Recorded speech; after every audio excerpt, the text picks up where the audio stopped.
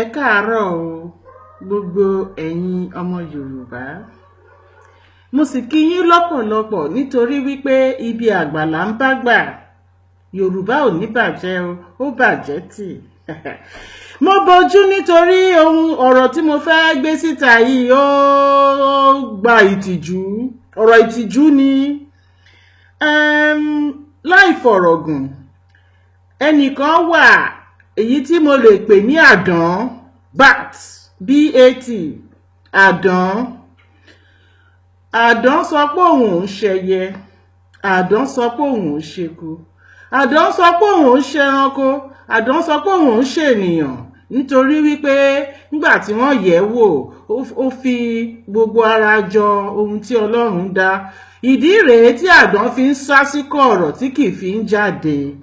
Ẹni tí mo fẹ́ sọ̀rọ̀ ẹ̀ yìí, mo ní mo pè ní àdán, bat. Ẹni tí ó jẹ́ pé kọ̀rọ̀ ló ń gbé nítorí wípé ó fi gbogbo ara ṣe ohun tí Ọlọ́run dá sílé ayé. Mo fẹ́ kí ẹ mọ̀ wípé bat, ẹranko kẹ́ranko, ènìyàn kénìyàn tó bá fi gbogbo ara ṣe ohun tí Ọlọ́run dá nílé ayé, definitely bí ọpọlọ irú àwọn ènìyàn bẹ́ẹ̀ yẹn ṣe máa ń rí gan-an nìyẹn.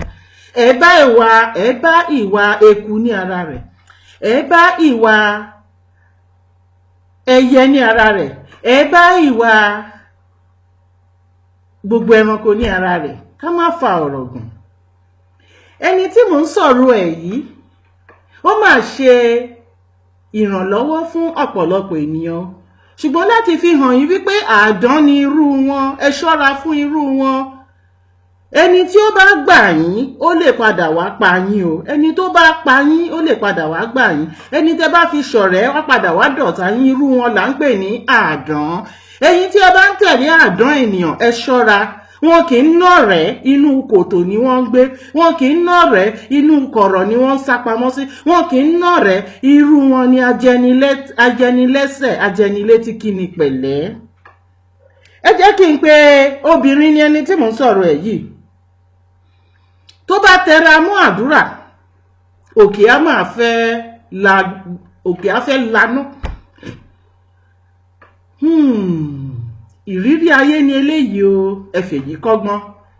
A ó pe màmá wa síta fún yín, ẹni tí Ọlọ́run fún ní ẹ̀bùn àti ọpọlọ àdán. Ẹni tí Ọlọ́run fún ní ẹ̀bùn àti ọpọlọ àdán, ẹni tó bá wọlé tọ̀ àdán kó ṣọ́ra, torí àdán kì í ríran bọ̀rọ̀. Tí àdán bá sì ibikíbi tí àdán bá fara pamọ́ sí, ó máa ń mórí wálẹ̀ báyìí, á kẹ́sẹ̀ sókè.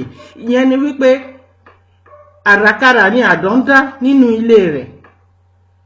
Bàbá náà ti ṣaláìsí ńsìn. Bàbá náà pòwe, bàbá náà sọ pé ẹ fi ẹyẹkẹ́yẹ ṣe ẹrankẹ́ran fún ènìyàn kí ènìyàn jẹ. Èmi ò pè yá ilé ènìyàn kí ènìyàn, ṣùgbọ́n mo fẹ́ kẹ́ mọ̀ pé àdán ènìyàn ni. Ṣé rí ẹranko kan wà tí wọ́n pè ní porcupine? Tí ẹ bá wo encyclopedia, ẹ rí wípé there are porcupines, familiar animals under the sea, in the sea. Tí ẹ bá wọnú igbó lọ, ẹ rí wípé there are porcupine animals, familiar animals in the forest. Tí ẹ bá tún lọ sí ojú ọ̀run, kẹ́ lọ máa ṣàkíyèsí àwọn ẹyẹ, ẹ rí pé there are familiar creation porcupine birds. Bẹ́ẹ̀ ni, ṣe rí ní ìlú tèmi wà, mú tún wá rí pé èso kan wà pàápàá tó jẹ́ pé it belongs to the porcupine family.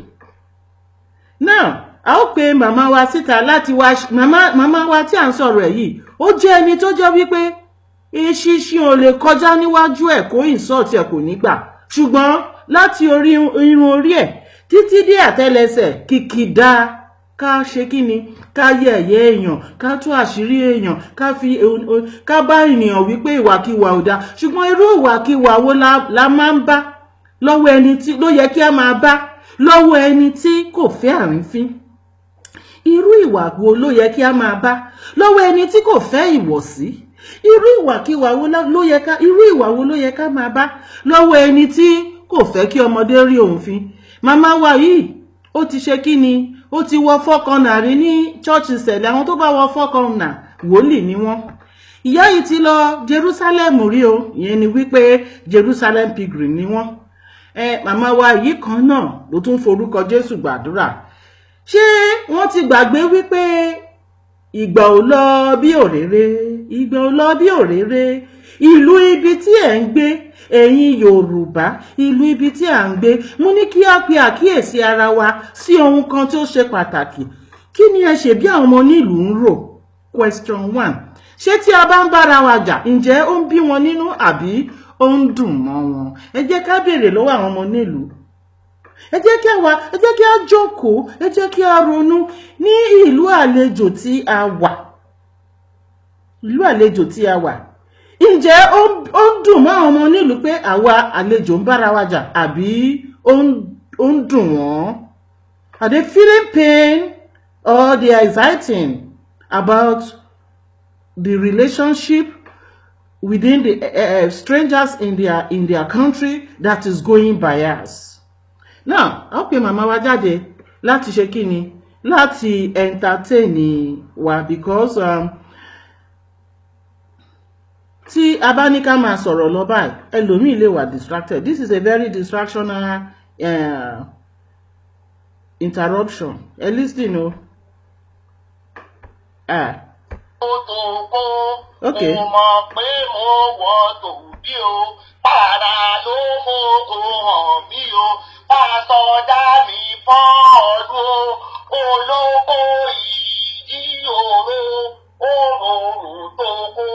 Ṣé ń gbóhùn yá? Àgbàlagbà ni ìyá yẹn o. Àgbàlagbà ni ìyá tó ń sọ̀rọ̀ o. Kí ni comment mi lórí fídíò yìí?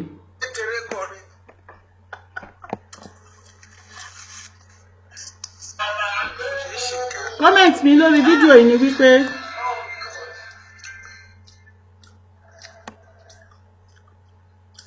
màmá tí ẹ̀ ń gbóhùn ẹ̀ yẹn níbi tó ti ń kọrin yẹn bíbélì wà lẹ́gbẹ̀ẹ́ kan,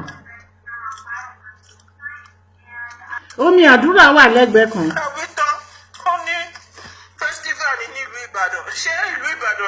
Ṣé ìlú Ìbàdàn ni ìyá ń gbé? Ṣé wọ́n ṣe festival lọ́wọ́? Kí ló máa ń ṣàwa Yorùbá ná? Kì í fẹ́ accept mistake wa. Kì í fẹ́. Àwa máa wá kí ni? A máa wá àwáwí. Àwáwí. Ó ga o. Ó mà ṣe o. Àwọn màmá wa sí afẹ́ pè fún yín pé kán wá entertain ní ìwòlíì ni wọ́n. Bẹ́ẹ̀ ni. Wòlíì ìṣẹ̀lẹ̀. Wọ́n ti wá wọn wọ fọ́kànnà rí. Wọ́n ti lọ sí Jerusalem rí. Àwọn kan náà ni ìyá lágbo. Bẹ́ẹ̀ ni ọjọ́ tí ìyá ń demonstrate pé dandelion ni ewé dandelion ni ṣiṣẹ́. Tí wọ́n ń ja egbò bẹ́ẹ̀ lọ ń jẹ́wé tú.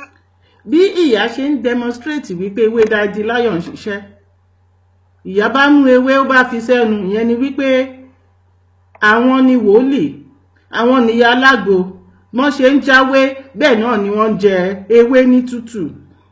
Don't worry about this underground voice. It's my voice because I tape it down to remember what I'm about to say. Wọ́n ṣe ń já ewé tí wọ́n ń já egbò bẹ́ẹ̀ náà ń jẹ́wé tútù.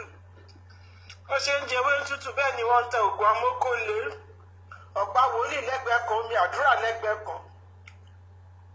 Ẹ jẹ́ kí wọ́n wá entertain yín. Torí pé òní àná 10/10/2016 la gbọ́ pé ìyá yìí ní òun fẹ́ darapọ̀ mọ́ àwọn kíni àwọn ẹlẹ́sìn Islam. Ìyá yìí bú Christian, ó bú gbogbo wọn, ó wá fi ọ̀rọ̀ náà parí sórí wípé òun fẹ́ darapọ̀ mọ́ àwọn ẹlẹ́sìn Islam. Gẹ́gẹ́ bí mo ṣe ń sọ, wọ́n ní tí òpin ayé tó bá ti ń dé.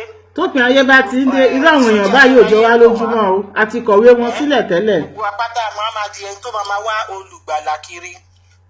Ọ̀pọ̀lọpọ̀ lájáde, wọ́n á sọ pé olùgbàlà ni àwọn, wọ́n á pidán, wọ́n á pa gbogbo agbára tí wọ́n ní, wọ́n á tún sọ gbogbo agbára tí wọ́n ní, wọ́n á tún sọ jí.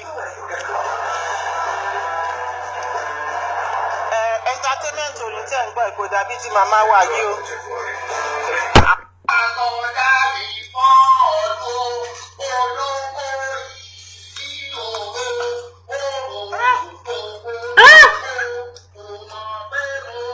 Ṣé ń gbórin lẹ́nu àgbàlagbà ọmọ tí ò tó ló ń bù yẹn.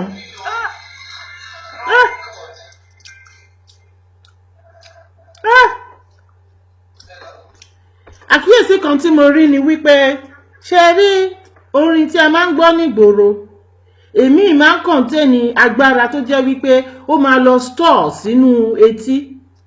You see, etí tí a ní yìí ó ní iṣan kan wà nínú etí tó máa ń store ọ̀rọ̀. Ìyá tó ń fẹnu gbàdúrà tó ń fẹnu ṣépè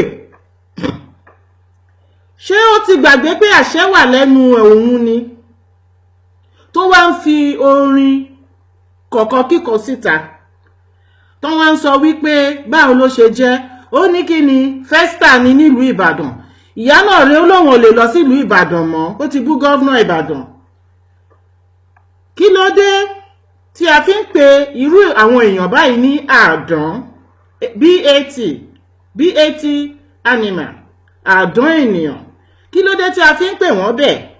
Ìyá tó ń gbélé tẹ́lẹ̀ tó lóhùn ò lè lọ sí Ìbàdàn mọ́ nígbà tó sọ ọ̀rọ̀ tí ò bójúmu níta ó lọ́mọ Ìbàdàn lòun wọ́n ṣe festa. ẹ jẹ́ ká béèrè lọ́wọ́ màmá yìí ṣé festa tí wọ́n ṣe lọ́wọ́ ló ti kọrin yẹn ni àbí ìlú Ìbàdàn ló ń gbé? Ẹ̀yin ènìyàn ẹ má jẹ́ àtanra wa jẹun nítorí wípé wọ́n á pidán wọ́n á pa gbogbo agbára ní ọjọ́ kẹyìn ìgbàlà à ń wá olùgbàlà àwọn ẹni tó máa ràn wá lọ́wọ́. Òun ni àwọn èèyàn fi mọ irú àwọn èèyàn báyìí pé ìṣòro dé ràn wá lọ́wọ́ ẹ gbà wá. Kókó ọ̀rọ̀ mi ni wípé ní ọjọ́ kẹyìn nígbà tí gbogbo ẹ bá dàrú dójú ẹ̀ olùgbàlà tí à ń wá gangan ló máa parí ìṣòro wa. Àwọn eléyìí ò ń ṣe olùgbàlà. Ẹ bèrè repercussion gbogbo spiritual teaching tí ẹ ń gbà kí ẹ má bá fi ọwọ́ ara yín ṣera yín o.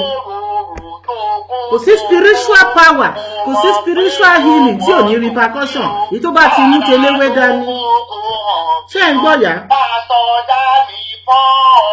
Kò fárí fí màmá wa tó ń kọrin yẹn ó ti lọ Jerusalem rí o. Ọ̀pá wòlíì wà lẹ́gbẹ̀ẹ́ kan omi àdúrà wà lẹ́gbẹ̀ẹ́ kan kọ́lọ́n kó ṣàánú fún wa. Kò jù bẹ́ẹ̀ lọ yìí tarí lè ní nìyẹn. Mò ń bọ̀ announcement tí mo ṣe mò ń bọ̀ wá fulfill ẹ̀. Gẹ́gẹ́ bí mo ṣe sọ mò ń mẹ́yẹ́ bọ̀ lápò mi ò tíì dé. Èyí tí a gbé síta yìí ó tó ohun tá à ń bójú